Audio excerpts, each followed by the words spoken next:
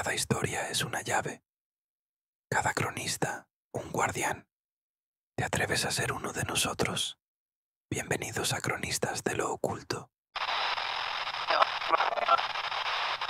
La casa estaba llena de sonidos que no decían nada. El tic del reloj, el crujido de la madera, el murmullo de una televisión encendida en otra habitación. Sobre la mesa, una taza de café que nadie bebía.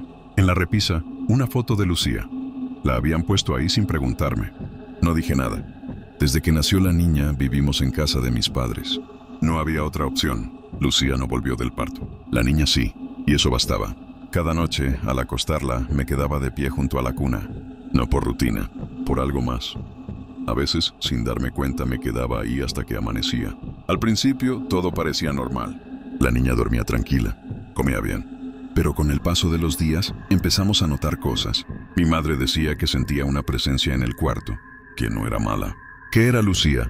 Encendían veladoras, dejaban rosarios, rezaban. Yo no decía nada, solo observaba. Pero la niña empezó a enfermar. Fiebres repentinas, llanto constante y marcas pequeñas, como si alguien la hubiera tocado. Decidimos llamar a un sacerdote. No perdió el tiempo. Fue directo al cuarto y se puso a rezar junto a la cuna. No duró mucho. Salió con el rostro arañado y la voz temblando. Dijo que eso que estaba ahí no quería rezos. Desde esa noche, la habitación cambió. El aire se volvió más denso. Las paredes parecían respirar. Y cada madrugada, algo me despertaba. Primero con un susurro, luego con un golpe. Cada vez más fuerte, cada vez más directo. Intentamos entender qué estaba pasando. Buscamos ayuda. Alguien nos recomendó a un brujo que vivía en la sierra. Vino sin hacer preguntas. Entró al cuarto, no tocó nada, solo miró. Después de unos minutos salió. No es Lucía, dijo. Es su hermana, la que no aceptó que él viviera mientras ella se fue. Esto no es un espíritu, es rencor, y está arraigado. No dijo más, no volvió. La casa está en silencio, demasiado. Me siento junto a la cuna. No hay llanto, no hay susurros, solo yo. Miro la foto en la repisa, la taza en la mesa, el reloj que sigue marcando mal la hora. No tiene sentido. Solo queríamos vivir juntos. Es mi culpa. Pude hacer más. No sé qué pasó exactamente. Solo sé que algo se quebró y que ahora, cada noche, el silencio pesa más que cualquier grito. Mi tío Ramiro siempre fue terco. De esos hombres de rancho que creen que todo se puede domar. Caballos, tierras, incluso el miedo. Decía que la montaña no era para los débiles. Que si uno caminaba con respeto, la sierra te dejaba pasar. Pero había una cueva, en lo alto del Cerro del Venado. Nadie subía ahí. Ni los cazadores, ni los viejos, ni los locos. Ramiro sí. Una noche, mientras afilaba su machete, me dijo: ahí hay algo enterrado. Oro, huesos, quién sabe. Pero si está escondido es porque vale. En ese momento tenía 14 años y decidí seguirlo. Por él. Porque Ramiro era como un padre. Y cuando hablaba, uno lo escuchaba aunque no entendiera. El ascenso fue duro. El aire se volvía más seco, más callado. Los árboles parecían torcidos, como si se alejaran de algo. La cueva estaba ahí, abierta, negra, como si tragara la luz. Ramiro entró sin dudar. Yo lo seguí. Adentro, el aire era distinto. No olía a tierra. Olía a algo viejo, a humedad que no venía del agua. Las paredes estaban marcadas por grandes rasguños que parecían de una bestia enorme. Esto no es de animal, dije. Mi tío Ramiro me miró en las penumbras y dijo: ni modo que sean de fantasmas, mijo. Avanzamos en la cueva estrecha, y entonces lo escuchamos. Un gruñido bajo, lento y profundo. Ramiro levantó el machete, pero no salió nada. En cambio, mientras más nos acercábamos, escuchábamos susurros. Ramiro encontró una caja, de madera vieja, cubierta de polvo por el paso del tiempo. La abrió deseoso de encontrar algo valioso, pero adentro solo había tierra. Aquí no hay nada que valga la pena, dijo, y entonces lo vimos. Una figura, alta, delgada, como hecha de ramas y piel seca. No caminaba, no tenía ojos, solo una boca de labios inexistentes. Ramiro gritó y le lanzó el machete mientras gritaba. Yo salí corriendo en ese momento. El miedo me dominó y no soporté seguir ahí. Escuché que mi tío me seguía a pocos pasos. Mientras corría, las paredes se cerraron. El aire se volvió espeso. Al fondo escuché un grito desgarrador de alguien sufriendo. Mi sangre se congeló, pero mis piernas continuaron. Salí como pude, mientras me arrastraba para salir. Al finalmente salir, volteé y vi cómo la cueva se cerraba. Mi tío ya no se encontraba en ningún lado. Volví al pueblo y les conté esta historia que nadie me creyó. Ramiro se fue por su cuenta, dijeron. Seguro se cayó. Pero yo sé lo que vi, y cada vez que paso cerca del cerro, escucho ese gruñido. No por mí, por otros, porque el cerro no quiere oro, no quiere sangre, solo quiere que lo dejen en paz. Y si no lo haces, te devora. Siempre tuve curiosidad por lo paranormal, no por morbo, sino por esa necesidad de entender lo que no se explica. Me hospedaba en hoteles con historias, visitaba pueblos con leyendas, buscaba habitaciones que nadie quería ocupar. Pensaba que si me exponía lo suficiente, algo se revelaría. Y lo hizo, en el cuarto 207. Era un hotel viejo, de esos que huelen a madera húmeda y alfombra gastada. Me asignaron el 207 sin preguntar. Al entrar, todo parecía normal, excepto por la maleta en el armario. No era moderna, de cuero desgastado, con hebillas oxidadas. No tenía etiqueta. No tenía dueño. La recepción dijo que nadie la había reclamado, que siempre estaba ahí, que no podían moverla. La abrí. Dentro ropa de niño, camisetas pequeñas, zapatos gastados y una foto. Un niño frente al hotel, con la fecha 1983 escrita a mano. Esa noche, escuché pasos, pequeños, rápidos, como si alguien corriera por el pasillo. Al revisar la cámara del hotel, se ve la puerta del 207 abriéndose sola y una sombra que entra, no sale. Desde entonces, la maleta me sigue. Cada vez que me hospedo en otro lugar, aparece, a veces en el armario, a veces junto a la cama, siempre intacta, siempre con la misma foto. Y cada vez que la veo, el aire se vuelve más denso, como si algo estuviera esperando que la abra otra vez. He intentado deshacerme de ella. La dejé en una estación de tren, la quemé e incluso la enterré demasiado profundo. Y cada vez que regresa, pesa más. No físicamente. Es como si llevara dentro algo que crece a costa de alimentarse de mí. Lo sé. Lo siento. Ya no duermo bien. Sueño con el niño. No me habla. Solo me mira. A veces llora. A veces sonríe. Pero siempre está ahí, esperando. Y entonces lo entendí. La maleta no busca dueño. Busca huésped. Alguien que la acepte sin saber. Como yo lo hice. Como alguien más lo hará. Porque no se puede deshacerse de ella. Solo se puede pasar. Y cada vez que alguien la abre, el niño elige. No fui por curiosidad. Fui porque mi hermano desapareció. La última vez que supimos de él fue en un mensaje de voz, corto, entrecortado, enviado desde un pueblo que ni siquiera sabíamos que existía. Decía que estaba bien, que había encontrado algo interesante y que volvería en unos días. Nunca volvió. El pueblo estaba metido entre cerros, lejos de cualquier carretera marcada. Al llegar, lo primero que noté fue el silencio. No el silencio normal de un lugar pequeño, sino uno que parecía impuesto. Como si el aire mismo estuviera conteniendo algo que no debía salir. Nadie hablaba de mi hermano. Nadie decía haberlo visto. Pero todos me miraban como si supieran por qué estaba ahí. Como si ya hubieran vivido esto antes. Una señora me ofreció alojamiento. Su casa era vieja, con paredes que parecían respirar y ventanas que no cerraban del todo. Me recibió con una mirada que no era de cortesía, sino de resignación. Me dijo que no saliera de noche, que cerrara bien la puerta, que si escuchaba pasos no me levantara.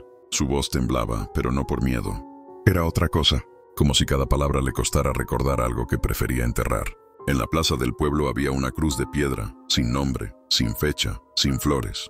Solo estaba ahí, como si nadie se atreviera a moverla. Algunos decían que cada marca en la cruz era por alguien que no volvió. Otros decían que no había que contar las marcas, que si lo hacías te tocaba hacer la siguiente. Durante el día, los lugareños hablaban entre ellos, en voz baja, como si las paredes escucharan. A veces, cuando creían que no los oía, contaban historias. Decían que cada año, en una noche sin luna, se hacía una caminata, que no era para celebrar nada, que era para recordar, para mantener algo dormido, que los que caminaban no eran todos vivos, y que si alguien miraba atrás, no volvía a mirar nada más. Los visitantes que llegaban por accidente se reían de esas historias. Decían que eran cuentos para espantar forasteros. Algunos se quedaban, otros se iban rápido. Yo me quedé. La noche del tercer día escuché los pasos. No eran muchos, no eran rápidos, eran lentos, constantes, como si cada uno pesara más que el anterior. Me asomé por la rendija de la cortina.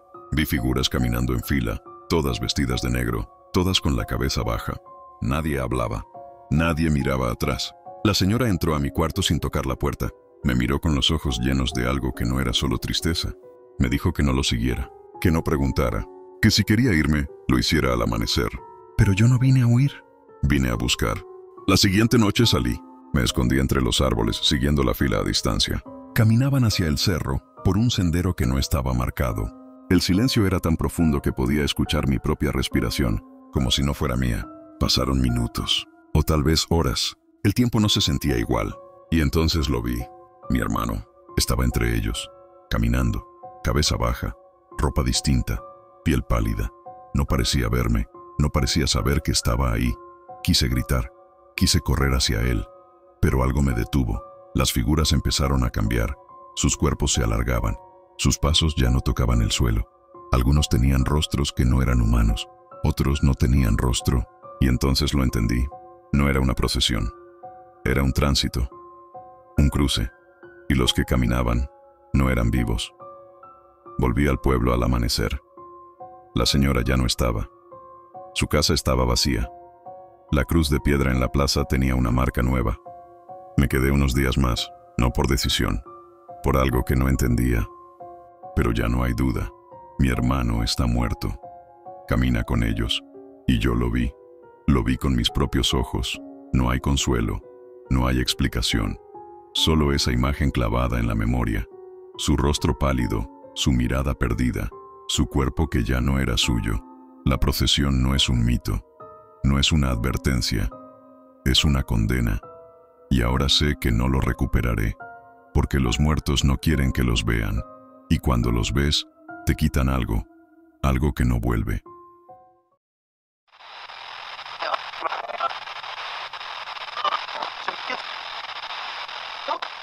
Alquilé una casa antigua en las afueras, no por gusto, sino por necesidad. Era barata, silenciosa, y tenía un sótano que el dueño me pidió no usar. Está sellado, dijo. Humedad, nada grave. Me pareció extraño, pero no insistí. Al principio ni lo pensaba, hasta que empezaron los susurros. No eran palabras, eran como respiraciones con intención. Venían del suelo justo debajo de la sala. A veces, cuando apagaba la televisión, los escuchaba más claros, como si alguien dijera mi nombre, sin saber pronunciarlo del todo. Una noche bajé. La puerta del sótano estaba cerrada, pero no sellada, solo encajada. La abrí. El aire era espeso, como si no se hubiera movido en años. En la pared del fondo había un dibujo, un círculo con ojos, mal hecho, como garabateado por alguien que no sabía que era un ojo. Desde entonces, el dibujo empezó a cambiar. Cada vez que bajaba, tenía un gesto distinto. A veces sonreía, a veces parecía llorar. Una vez, tenía la boca abierta, y dentro, algo que parecía una silueta. Como si el dibujo quisiera escupir algo. Los susurros se volvieron más claros. Ya no eran solo sonidos. Decían cosas. No cierres la puerta. Ya estoy en tu casa. ¿Dónde duermes? Empecé a ver sombras. No en el sótano, en mi habitación, en el pasillo. Siempre quietas, siempre mirando. Nunca se movían cuando yo las miraba. Pero cuando apagaba la luz, cambiaban de lugar. Una noche bajé con una linterna. El dibujo ya no estaba. En su lugar había una mancha negra, como quemadura, y en el centro, algo escrito con ceniza. Gracias por no hablar. No entendí. Pero desde entonces, cada vez que intento contarle esto a alguien, mi voz tiembla. Se quiebra, como si algo me apretara la garganta desde dentro. La sombra desapareció por semanas. Pensé que se había ido.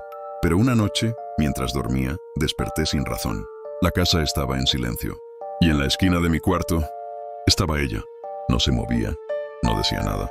Solo estaba ahí, observando, esperando. Intenté hablar, no pude. Intenté gritar, nada.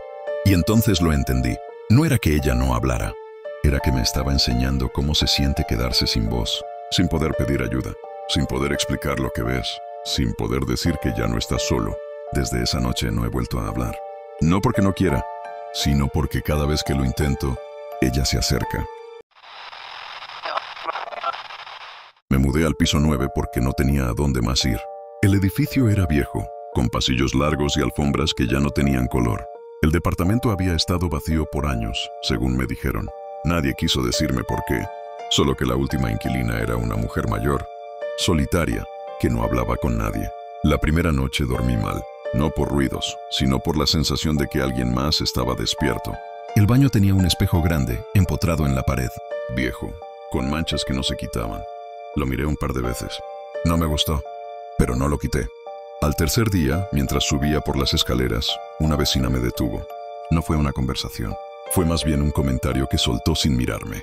Dijo que la señora que vivía ahí antes hablaba sola, que a veces la encontraba parada frente al espejo, murmurando cosas, que en más de una ocasión, al pasar frente a la puerta, creyó ver sombras moviéndose dentro.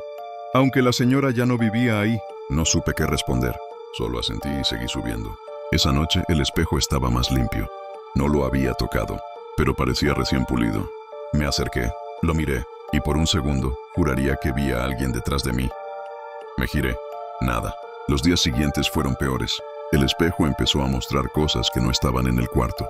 Una lámpara que nunca compré, una silla que no existía, y a veces, una figura parada justo detrás de mí. Siempre quieta, siempre borrosa. Intenté ignorarlo. Cubrí el espejo con una toalla, pero cada mañana la toalla estaba en el suelo, y el espejo, limpio. Una madrugada, escuché un golpe seco en el baño. Me levanté, caminé hasta la puerta. La abrí despacio. El espejo estaba encendido. No con luz, con algo más. Algo que hacía que el aire se sintiera más pesado, más denso. Y ahí estaba ella, la figura, de pie, mirándome. No tenía rostro, solo una silueta que parecía respirar. Me quedé quieto. No por miedo, por algo más. Como si me estuviera esperando. Al día siguiente, bajé a hablar con el conserje. Le pregunté por la señora. Me dijo que murió frente al espejo, que nadie quiso entrar después, que el departamento se quedó vacío porque nadie quiere vivir con alguien que no se ha ido. Volví al departamento. No dormí, no comí, solo esperé.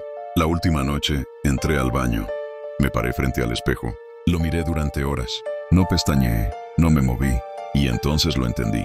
No era un espejo, era una puerta, y yo la había abierto. No hubo gritos, no hubo sangre, solo un sonido, como si algo se rompiera por dentro. Alguien me encontró días después, sentado en el sillón, mirando hacia el baño. No respondí, no reaccioné. El espejo estaba roto, pero nadie lo tocó, y en el reflejo, todavía había alguien de pie. Este audio fue encontrado en el celular de un joven desaparecido. Lo último que grabó no suena como él. Y tal vez ya no lo era. Me llamo Daniel, y si estás escuchando esto, es porque ya no queda mucho de mí. Todo empezó con cosas pequeñas, decisiones que no recordaba haber tomado, frases que salían de mi boca sin pensarlas, gente que me decía que había hablado con ellos, cuando yo no lo recordaba. Al principio pensé que era estrés, que estaba perdiendo la cabeza, pero no, era algo más. Algo que se metía en mi mente y empezaba a pensar por mí. Una noche, mientras revisaba mi libreta, encontré una página escrita con mi letra. Decía, no lo resistas. Pensar por ti es agotador. Déjame hacerlo. No recordaba haberla escrito, pero lo peor fue que, al leerla, sentí alivio, como si alguien me hubiera quitado un peso de encima. Desde entonces, las decisiones empezaron a tomarse solas. Yo solo las ejecutaba. Mis manos se movían antes de que yo lo decidiera. Mis palabras salían sin que las pensara. Y cada vez que intentaba resistirme, mi cuerpo actuaba por cuenta propia. Una madrugada, me desperté frente al espejo. No sé cómo llegué ahí. Estaba hablando, solo, pero no con mi voz. Era más grave, más lenta, como si alguien estuviera usando mi boca para practicar. Grabé este audio porque sé que ya no soy el que era. ¿Y si alguien lo encuentra? Ya no queda nadie aquí. Daniel se fue. Yo pienso por él.